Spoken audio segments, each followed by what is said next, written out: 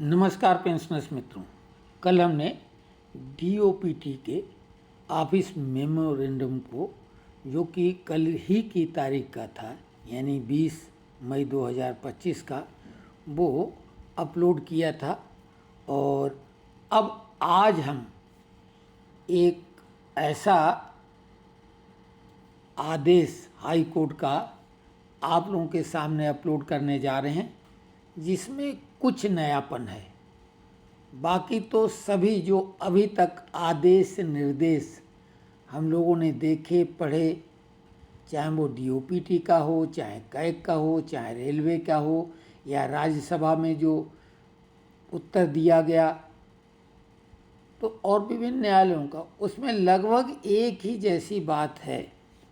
लेकिन आज ये जो लेटर हम आपको दिखा रहे हैं, ये मध्य प्रदेश हाई कोर्ट का निर्णय है 9 मई 2025 का, और रिट पिटीशन थी। ये नंबर आप देख रहे हैं 23620/2024, pensioners welfare association and others versus the state of Madhya Pradesh and others.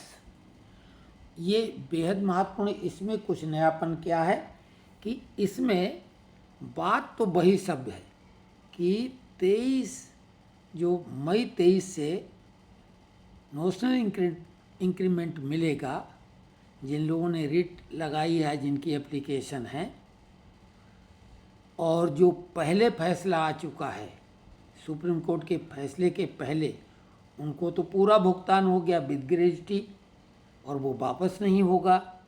लेकिन जिन लोगों के केस सुप्रीम कोर्ट के निर्णय के पहले कहीं भी उन्होंने कैट में, हाई कोर्ट में या सुप्रीम कोर्ट में लगा रखे थे, उनको केस लगाने के 3 साल पहले का एरियर मिलेगा। ये सभी आदेशों में है। लेकिन इसमें कुछ नया है। ये आप देख रहे हैं, ये अंग्रेजी का लेटर है। हम इसका हिंदी रूपांतर कर देते हैं। 4 पेज का लेटर है। अगर हिंदी अंग्रेजी दोनों पढ़ेंगे तो टाइम ज़्यादा लगेगा, डबल लगेगा। तो हम हिंदी का सीधे अनुवाद इसका किया है, रूपांतर किया है। हम वो आपके लिए उसका वाचन करेंगे।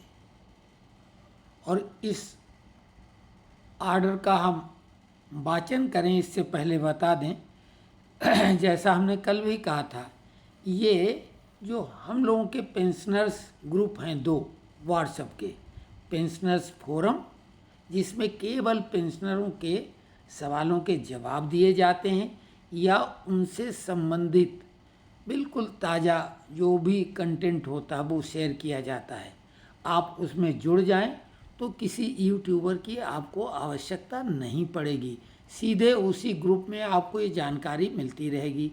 पेंशनर सरस मंच में भी पेंशनरों के जो संबंधित मामले, उनकी जानकारी तो मिलती ही है, साथ में अन्य भी कुछ ज्ञानवर्धक, मनोरंजक जानकारियाँ उसमें आदान प्रदान करते हैं हमारे मित्र वर्ग। तो आप उन ग्रुपों में जुड़ जाएं तो आपको किसी भी यूट्यूबर से जानकारी प्राप्त करने की आवश्यकता नहीं पड़ेगी। तत्काल आपको जानकारी मिलती रहेगी। डिस्क्रिप्शन में हम वो लिंक दे देंगे।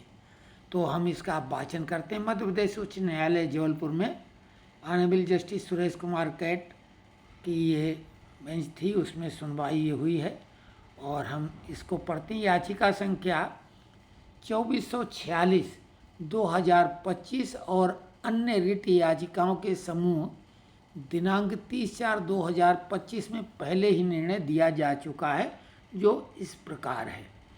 इन सभी रिट याचिकाओं में तथ्य और कानून का एक सामान्य प्रश्न शामिल है और इसलिए उन्हें समान रूप से सुना जाता है और इस सामान्य आदेश द्वारा निपटाया जाता है। रिट याचिकाओं के इस बैच में याचिकाकर्ताओं की एक आम शिकायत वार्षिक वेतन वृद्धि के अनुदान के संबंध में है, जो सेवानिवृत्ति की आयु प्राप्त करने से पहले 1 वर्ष की सेवा पूरी करने पर देय हो जाती है। कुछ मामलों में याचिकाकर्ता या कर्मचारी जिनकी विधवाएं कानूनी उत्तराधिकारी इस न्यायालय में आए हैं वे 30 जून को सेवा से सेवानिवृत्त हो चुके हैं और जबकि अन्य में वे अपनी सेवानिवृत्ति के वर्ष की 31 दिसंबर को सेवानिवृत्त हुए हैं।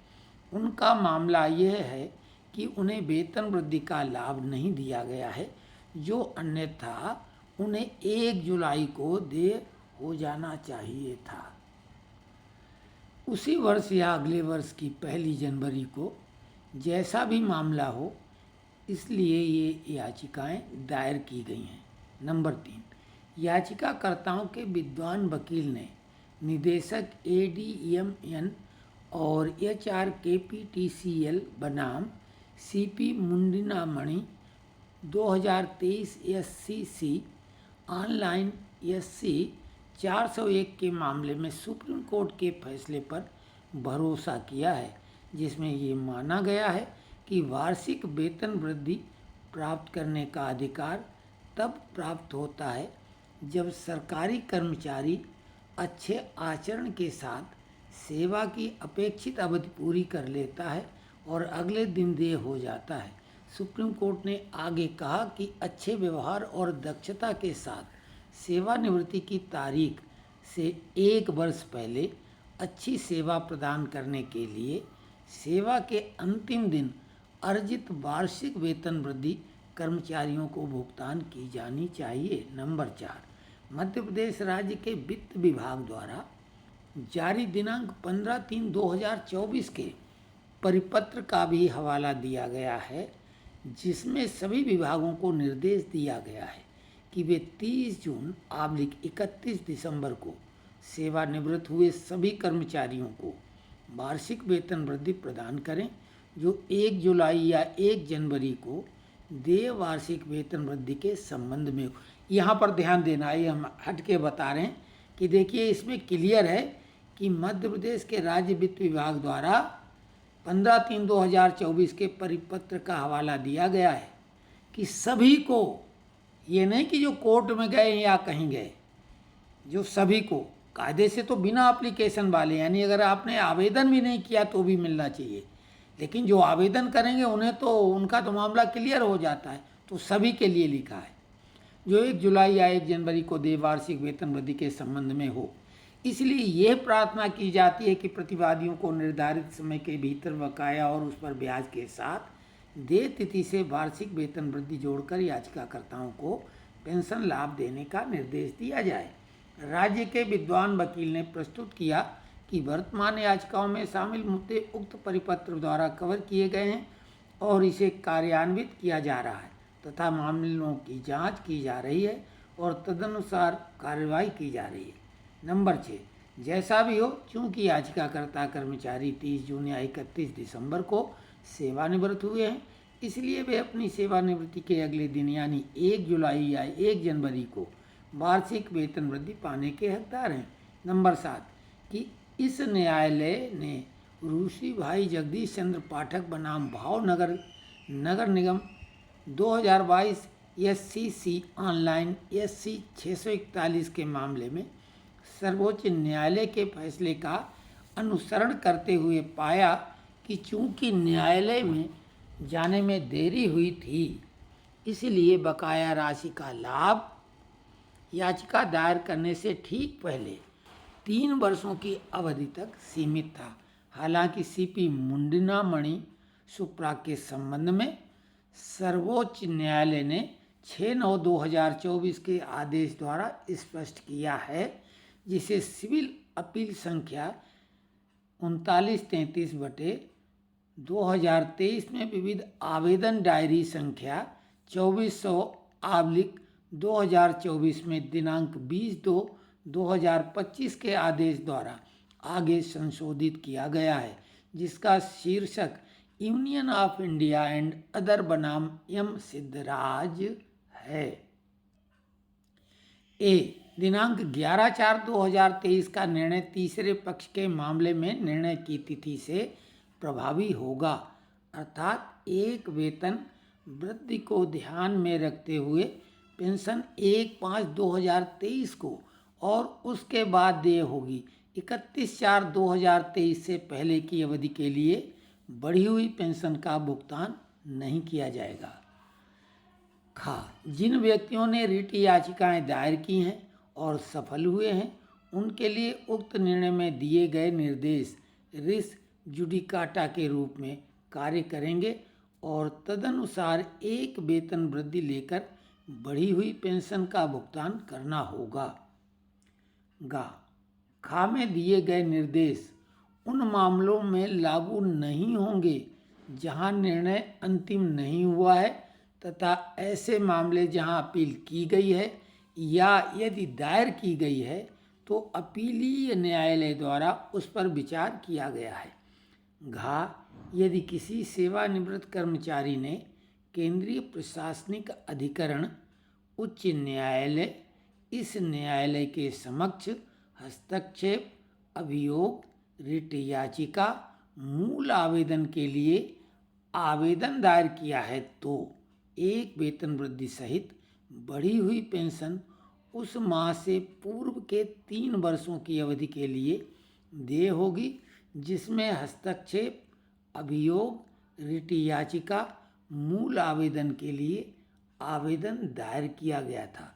माननीय, ये बहुत महत्वपूर्ण है, माननीय सर्वोच्च न्यायालय ने माना कि खंड घ उन सेवानिवृत्त सरकारी कर्मचारियों पर लागू नहीं होगा जिन्होंने भारत संघ और अन्य बनाम एम सिद्धराज 19/5/2023 को सिविल अपील संख्या 3933/2023 में पारित के मामले में पारित निर्णय के बाद उच्च न्यायालय या न्यायाधिकरण के समक्ष याचिका मूल आवेदन दायर किया था और ऐसे मामलों में खंड का लागू होगा। यह भी माना गया है कि उपरोक्त निर्देशों का पालन न करने से व्यथित किसी भी व्यक्ति के लिए ये खुला होगा कि वो पहले संबंधित अधिकारियों से संपर्क करे और यदि आवश्यक हो तो कानून के अनुसार प्रशासनिक न्यायाधिकरण या उच्च न्यायालय जाए। सरकार को 20/2/2025 को पारित उपरोक्त आदेश के अनुसार याचिकाकर्ता के मामलों की जांच करने और उसका शीघ्रता से अनुपालन करने का निर्देश दिया गया है। 9, अब इसमें देखिए वो बात है जो बाकी सब लेटरों से थोड़ा अलग है, इसको ध्यान से सुने।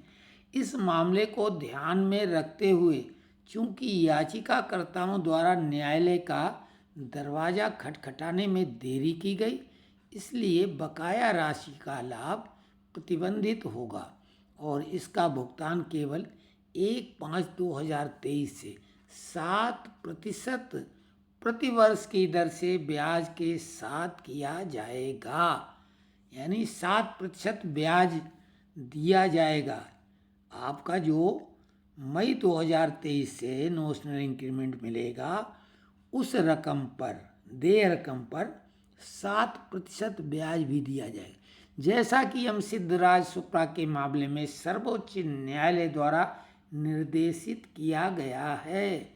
तदनुसार प्रतिवादियों को निर्देश दिया जाता है कि वे याचिकाकर्ताओं को वार्षिक वेतन वृद्धि प्रदान करें जो उन्हें उनकी सेवानिवृत्ति के वर्ष की 1 जुलाई या उसके बाद के वर्ष की 1 जनवरी को देय हो।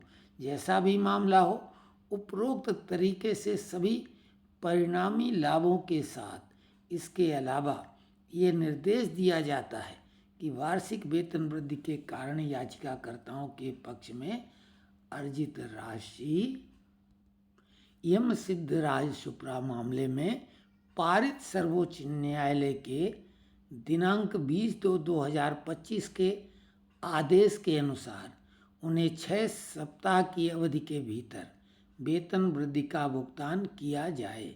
11, पूर्वोक्त के मद्देनज़र इन सभी रिट याचिकाओं का उपरोक्त शर्तों के अनुसार निपटारा किया जाता है। उपरोक्त के मद्देनज़र रिट याचिका संख्या 2446/2025 दिनांक 30/4/2025 में पारित आदेश वर्तमान मामले में भी यथावश्यक परिवर्तनों सहित लागू होगा। रिट याचिका का निपटारा किया गया है। विवेक जैन और सुरेश कुमार कैट, चीफ जस्टिस हैं, उनका ये बेंच का निर्देश है। तो ये आपकी जानकारी के लिए कमेंट्स में लिखें, और हम इसमें अपने दोनों ग्रुपों का लिंक शेयर कर रहे हैं, व्हाट्सएप ग्रुप का लिंक। उससे जुड़ जाएं तो आपको त्वरित जानकारी मिलती रहेगी।